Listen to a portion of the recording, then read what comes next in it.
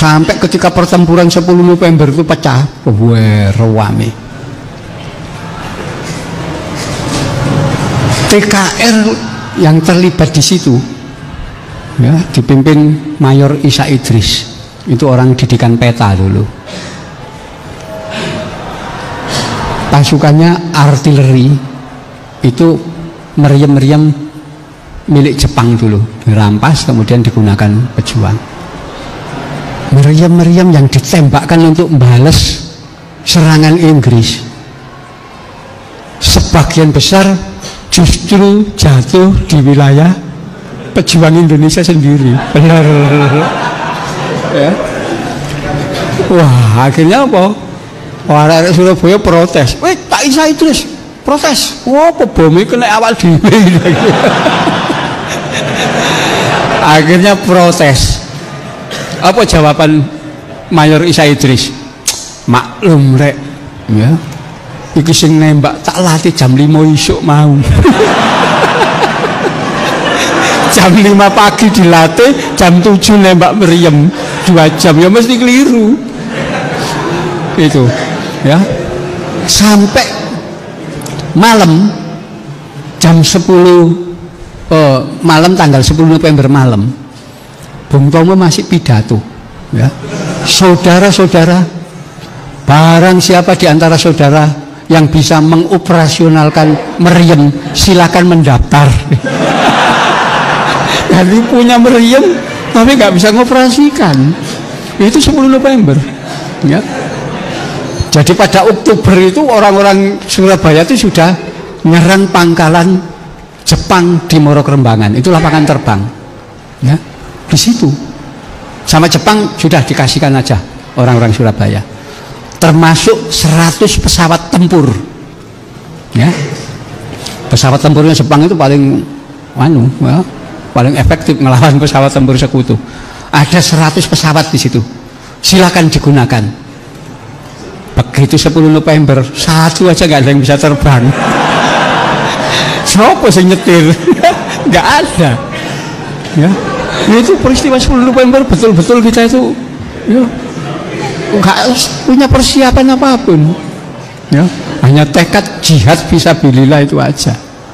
Fakta itu, ya. 10 November sore dari Jogja dikirim satu gerbong senapan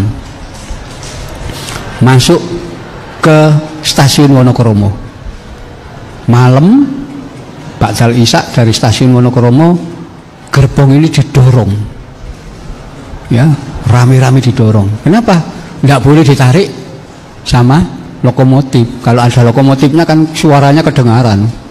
Bisa ditembak sama Inggris, didorong sampai ke stasiun kota.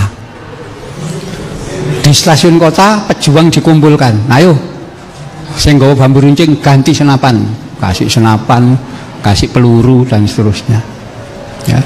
Semua dibagi. 11 November pagi ketika mulai pertempuran, banyak orang yang nggak bisa masukkan peluru, itu nggak bisa. Ya, peluru sudah masuk, nembak, itu apa caranya, ya, bingung sendiri karena memang nggak terlatih, ya. Wah, akhirnya Inggris maju, ya, senapannya ditinggal, bambu runcingnya dibawa lagi. Unik pertempuran Surabaya itu paling unik, ya. Para santri itu masih takbir tok pokoknya. Nah, itulah. Dan ketika nyerang Surabaya itu Inggris menggunakan 5 orang jenderal, ya, memimpin pasukan. Artinya serius bener ini, ya. Yang tidak mereka perhitungkan ada komandan divisi kavaleri Brigadir Jenderal Loder Simon. Yang memimpin pasukan itu dari pesawat, ya. Ayo kamu maju sebelah sini, kan formasi kan kelihatan dari pesawat. Dia memimpin dari pesawat karena dia mikir wong Surabaya itu cuman bawa bedil sama bambu runcing, ya, sama tumbak, keris, macam-macam. Gak mungkin bisa nembak pesawatnya yang tinggi terbang. Ternyata di daerah Petemon, Surabaya agak selatan, itu ada seorang penembak anti serangan udara, ya. Dia juga baru belajar, ya. Ini rampasan dari Jepang, ya. Namanya Pak Gumbrek. Pesawat lewat ditembak sama dia, luput, ya. Sama teman-temannya, oh Brek meliku kak titis blas ya, ya. Jangan ngomong sih, cok ganggu lah ini, anu ya, aku tak belajar sih dia, ya. Nah sampai saat pesawat lewat di atas ditembak sama dia, dar, kena pesawat itu, jatuh. Ternyata apa? Brigadir Jenderal Lodel Simon mati. Jadi dalam pertempuran Surabaya itu 2 jenderal mati. Pertama Melebi, kedua Lodel Simon. Ya, gimana ngelawan wong sing gak begitu ahli perang tapi mampu menghancurkan mereka. Pertempuran itu, ya, ini peristiwa itu, dan mayoritas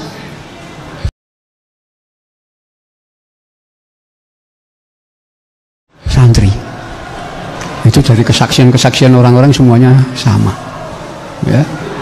Karena tradisi perang di Surabaya itu, tawuran di Surabaya itu kan anak kecil juga ikut. Dalam pertempuran 10 November anak-anak kecil juga ikut, ya. Anak kelas SD, TK itu nunggoni orang-orang, ya. Perang itu mereka nunggu di situ, ya. Jadi itu nanti silakan dibaca di buku itu, kesaksian orang-orang dalam pertempuran itu, ya. Dan kita bertahan digempur tanggal 10 November, kita baru mundur ke wilayah Selatan Wonokromo tanggal 2 Desember, ya. Artinya 3 minggu kita bertahan melawan Inggris, dibombardir dan seterusnya, ya. Panglima Inggris Mayor Jenderal Mansell sampai putus asa. Ya, kenapa? Dia sudah ngancam, mengatakan dalam tempo 3 hari Surabaya jatuh. Ternyata sampai 2 minggu loh gak jatuh, ngelawan terus, ya. Sampai 3 minggu baru mundur. Dan itu pun kalau malam masuk kota melakukan serangan gerilya. Jadi pertempuran di Surabaya itu lamanya 100 hari, 3 bulan, ya. Setelah itu baru mundur ke wilayah Sidoarjo, ya. Jadi itu yang kemudian dikenal sebagai Hari Pahlawan, ya. Nama-nama beliau yang ada dalam pertempuran kita sebut semua. Selama ini nggak ada yang nyebut itu, ya. Karena itu besok launching pertama 10 November di Museum Kebangkitan Nasional, ya. Itu akan kita dahului dulu sebelum bedah buku launching dengan acara tahlil kubro,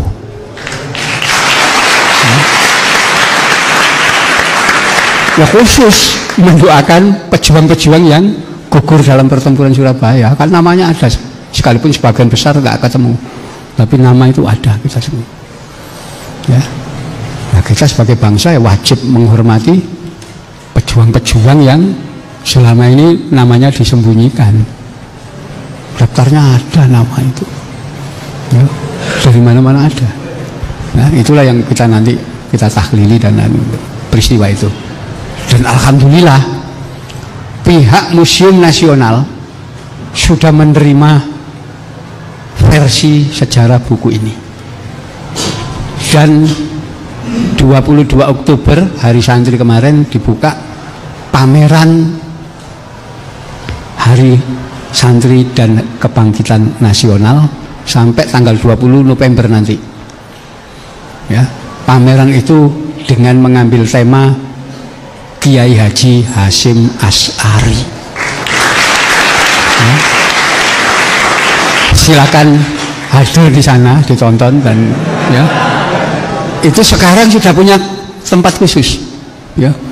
Jadi Museum Kebangkitan Nasional itu wah panjang, kayak ruangan ini disekat 1, 2, 3, 4, isinya episode Dr. Wahidin, ya, Dr. Sutomo, Dr. Cipto Mangunkusumo.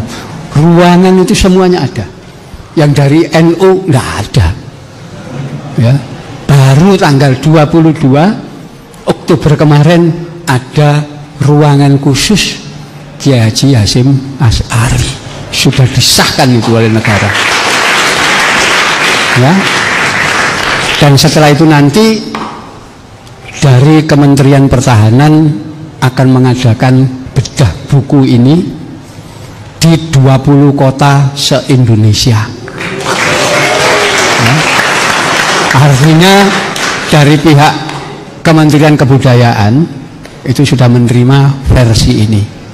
Bagaimana jasa para kiai di pesantren diakui, ya. Dan Kementerian Pertahanan juga sudah mengakui, ya.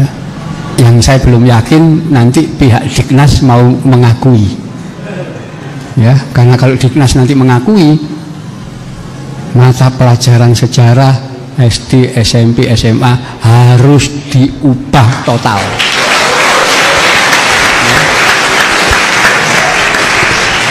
Ya, saya kira itu ya, mudah-mudahan ini perjuangan ini bisa berhasil menunjukkan bagaimana peran pesantren, peran para santri dan kiai dalam meraih kemerdekaan dan mengawal Republik hasil proklamasi. Sekian, wallahu muwaffiq ila aqwamit thoriq. Assalamualaikum warahmatullahi wabarakatuh.